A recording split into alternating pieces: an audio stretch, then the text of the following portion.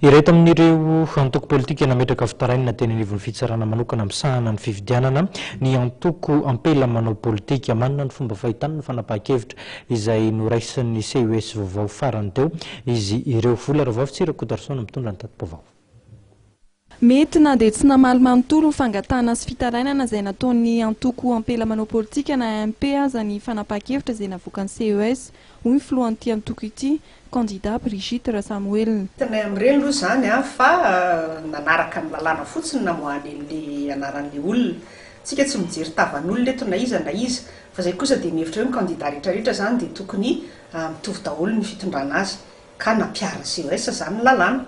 Dia ireny izy ireny izay arany atao amin'ny AMP mbola nangataka koa hoe ireo candidat izay efa nanana na voaroroy tamin'ny fitsarana teo aloha na ny ankehitriny tsara koa ngamban'izy ireny mba tsy atao avela hoe mirotsaka candidat fa aminay izany hoe olona hirotsaka filoham-pirenena izany mba olona mba manana ny maha-izy azy tsy ngon'olombolo fa tsy kilalao izany hoe hirotsaka filoham-pirenena izany. Araka ny fijerin'ny antoko AMP dia manandanja ary zava-dehibe iakina no avy ny fanatanterahana fifidianana ity herinandro ity. Miankina amina zavatra be dia be fifidianana io fa izay aloha izany dia efa vonona foana fa kosa amin'izao fotoana izao na ny ara teknika ara ny ministeran'ny intérieur tsy vao ela akory dia niteny hoe nahatondray ny fanaovana ny karapanondro.